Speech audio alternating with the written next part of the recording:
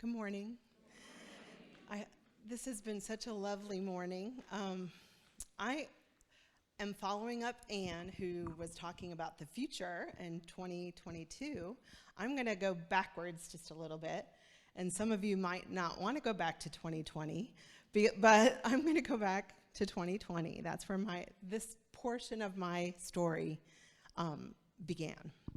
So 2020, as we all know, was a really hard year for a lot of us, but I'm sure that if you thought about it, you could find some goodness and grace from that year. In the midst of global pandemic, cancellations, seclusion, shutdowns, disappointments, for me, 2020 started like every other year since I was a teenager. I know Alan is not a big believer in goals and resolutions, but I always had goals and resolutions. And at the top of that list was always, I'm going to get closer to God this year, and I'm going to get healthier. I'm going to lose weight. That was always my goal. Since I've been a teenager, since I was a child, actually. I didn't have resolutions then, but I've always struggled with my weight. So in 2020, I made a resolution that I was going to have daily quiet times with the Lord, and I was going to get in shape. So I had this really brilliant idea that I was going to join a gym and a class called boot camp. Okay? So here I am at the beginning of 2020, 59 years old, and not in that great a shape, and I'm joining a boot camp class. I thought that was a good idea. Within 2 weeks of this class, within 2 weeks of the year, I had already blown my resolve to have a daily quiet time. That didn't happen daily. And my knees were killing me because of this boot camp. I never really had knee pain before that, but knee pain happened. I thought it was an injury. Went to the doctor and found out I had advanced arthritis in both of my knees. And the doctor said that pain was going to be inevitable, but this boot camp, all of these squats and burpees that I was doing, kind of spurred on the pain. So I hurt, and I quit the class, but the pain continued. I tried everything throughout 2020. I tried medication, I tried supplements, I tried physical therapy. I had injections of all kinds in my knees, and nothing helped. So add to that the pandemic. We're all stuck at home, and I know that lots of people gained a little weight, except for Ann Wright. She lost weight. But lots of people gained weight over the pandemic, and I was one of them. I gave it a name. I called it the Quarantine 40. I gained 40 pounds over the year. So there was good news, though. The good news of the pandemic for me in 2020 was that it forced me to slow down, and I think it did all of us. But for me, that was huge. And finally, as I was forced to stay home, I was reaching my goal of daily quiet times. And I really, they were phenomenal.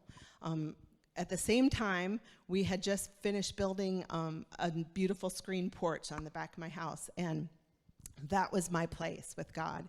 I spent hours out there sometimes with the Lord, and it was so rich, and it was so good. But my knees still hurt. So I'll add this in. My life was so busy prior to the pandemic, always, my adult life. My mom, when she was alive, used to call me the White Rabbit, because I was always running around somewhere being late for a very important date. That was my life, and that's how I justified in my mind that I couldn't fit in daily quiet times and time with the Lord, because I was just so busy. I mean, come on, how could I fit that in? My schedule, which was already overfull, and I was overcommitted. So this was huge. That was the blessing for me of 2020. And I learned that God heals, and he never gives up on me, never gives up on us. He draws near to us as we draw near to him. That's what I learned. And he was so powerfully with me throughout all these quiet times in 2020 and on into 2021. Because of my knees, however, I had to, it was starting to interfere with my life. I had to quit a job that I loved. I worked it was supposed to be part-time, but it was turning into full-time, a job that was a dream job for me. I have a special heart for those with different abilities, and I was a job coach at a coffee shop in downtown Winston-Salem, and I absolutely loved it. But it required me to be on my feet all day long, and I just couldn't do it anymore, so I had to quit that. Also, I had to quit ballroom dance lessons with my husband. How many, I got my husband to do ballroom dance with me. That's a miracle, and we had to quit that because I can't dance with the current condition of my knees. So I went to see an orthopedic surgeon. He was highly recommended to me. And he told me that because I've tried all these things, that I really needed to consider total knee replacement. And my right knee is worse than my left knee, although they're probably both going to end up having to be replaced. He said, but, there was a big but. I won't do the surgery until you lose a significant amount of weight.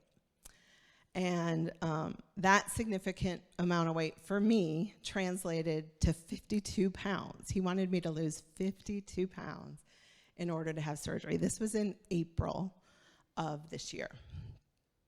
Well, I left that doctor's appointment feeling hopeless. Totally discouraged, totally hopeless. And I was in a lot of pain. How was I going to lose 52 pounds when I can barely walk, right? Walking is painful. How was I going to do this? That was the first question. The second question was, how am I going to do this again? Because if most of you don't know me, but I've struggled with this my whole entire life. And I have lost hundreds and gained hundreds and hundreds of pounds throughout my life. Starting when I was 12, I've been dieting since I was 12. How could I do this? How could I get out of this prison that I felt like I was in? It was a stronghold in my life. It was the thing that I could never quite gain victory over.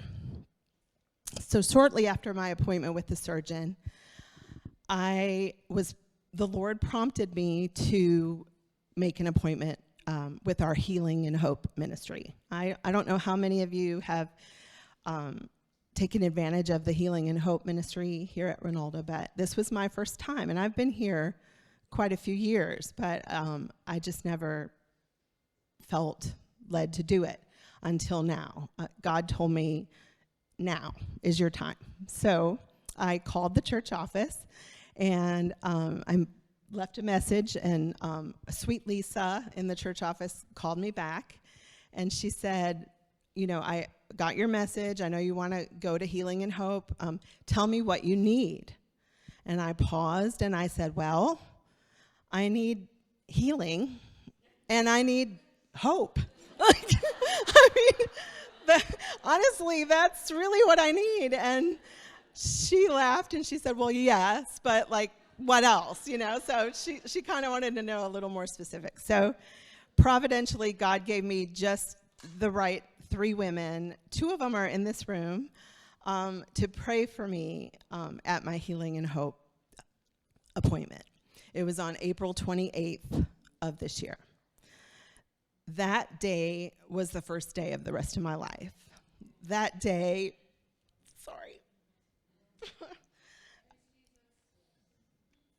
changed my life.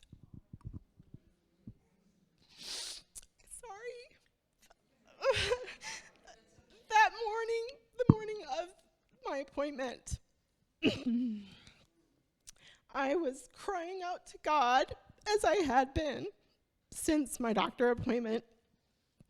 And I said, God, I need you. I need you to show up at this appointment.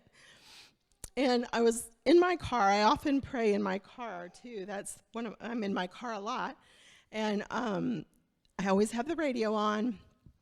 And the song God of Revival came on the radio. And I'd heard that song many times. I love that song. But that day, that song was powerful. It was like God was speaking right to me through that song. And if you're not that familiar with it, I think we're going to sing it, but let me just read some of the words of it. The lyrics say, "We've seen what you can do, O God of wonders. Your power has no end. The things you've done before in greater measure, you will do again." And then it goes on to say, "There's no prison wall you can't break through. There's no mountain you can't move. All things are possible." I love every word of the song, but one of the lines that jumped out at me too was, "Every stronghold will crumble. I hear the chains hit the ground." So, hallelujah. Yeah. I walked into that appointment that night with great expectation. God had given me a word, and that word was breakthrough. And I was expecting a breakthrough that night. And the precious ladies that prayed for me were all over that. And God showed up in a powerful way. There were tears, surprise, I cry at everything. There was forgiveness that had to happen. There were root causes that had to be identified. There were revelations, and yes, there was a breakthrough that night. My prayer team helped me see that I not only had to forgive one of my brothers, who, when I was growing up, was just mean. He was just mean to me. I was younger, the only sibling younger than him, and he called me every unkind name about my weight that you could come up with. And I knew I needed to forgive him, but it was revealed to one of the ladies that I also needed to forgive my parents. And that was such a surprise to me. I never thought of that before, but I needed to forgive my parents because they didn't protect me from my brother never got disciplined ever for how cruel he was to me. So I forgave them. And as I forgave them, I felt a huge weight lift off me. I felt it. It happened. My chains hit the ground. And it was amazing. I've been walking around with a case of mistaken identity. I believed the enemy's lies about me, about who I was. I had been living under the negative names that had been spoken over me. And deep down, I must have felt unlovable and unprotected. Shame had definitely taken root in my life. But Jesus set me free. God gave me a vision through these women that were praying for me of how he sees me as his beautiful bride. And I was able to see how he sees me. And his grace helped me to believe it. Isaiah 30, 19 through 21 was a verse that they gave me that night. And if you haven't been to Healing and Hope, someone's taking notes the whole time. And I treasure those notes. I love those notes. I go back to them all the time. So this verse was in the notes, and I'm going to read from the Living Bible version because I just love it. And it's Isaiah 30, 19 through 21. "O people in Jerusalem, you shall weep no more, for he will surely be gracious to you at the sound of your cry. He will answer you, though he give you the bread of adversity and the water of affliction, yet he will be with you to teach you. With your own eyes you will see your teacher, and if you leave God's paths and go astray, you will hear a voice behind you. No, this is the way. Walk here. I needed God to show me the way. One of the last things they prayed for me was that God would show me how I was going to do this. He would specifically show me. And just as a quick background, I had, like I said, been through years of yo-yo dieting. Not only that, but I went to college and I studied food and nutrition. It just went right along with my food obsession. And I worked as a registered dietitian for years. So I knew what to do, right? Like I knew what to do, but, or at least I thought I did. Let's put it that way. Because I felt self-sufficient in that area, even though I was a failure in that area, I felt self-sufficient because I knew what to do. So I never really sought his will for me about that one area. But I did. And together we prayed that night that God would show me the way I was to go. So the very next day, he started to show me the way. And one of the ways he spoke to me was through a magazine when I was in the checkout line at the grocery store. I mean, how many of you have ever seen a magazine, raise your hand, that says, woman loses, 100 pounds or whatever, okay? I never bought those magazines. I never really paid attention to them because I knew what to do, right? But that day, a particular magazine jumped off the shelf at me. I had to buy that thing. I couldn't take my eyes off it. So I bought it, came home, read it, and thought, I wonder if this is what God has for me. Well, this was a Thursday because Healing Hope's on Wednesday night. Thursday morning, Awakenings, and one of my dear friends ended up in my small group at Awakenings. She's here. And she mentions the same way that I had just read about in this magazine. And then God confirmed it a third way.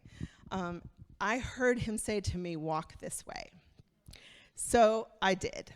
On May 10th of this year, I started my final weight loss journey with the Lord. He is so near. He is walking right with me. His divine power has truly given me everything I need. He's so gracious and good, and his ways are so much better than mine. He even gave me 2 sweet sisters in Christ to walk with me. We met weekly for months, praying for each other and encouraging each other and just supporting each other. And that was above and beyond what I could ever even think to ask for. I didn't even ask for that. That was just a bonus, and it was so rich and wonderful, and they're my dear friends. That's our God, right? He gives us more than we even know to ask for. Your struggle might not be mine. It might not be weight and self-image, but we all struggle. And whatever your struggle is, God longs to be gracious to you. He longs to be gracious to us.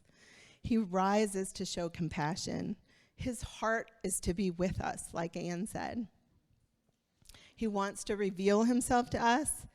So let us worship Emmanuel, our loving and gracious Father, who is most certainly with us. And one final note, my surgery is scheduled for 2 weeks from yesterday. It's on December 15th. And although I have reached that finish line, I lost what I needed to lose for surgery, I am going to keep going. I am not going to stop. Because God has shown me in a very personal and very powerful way that I can truly do all things through him.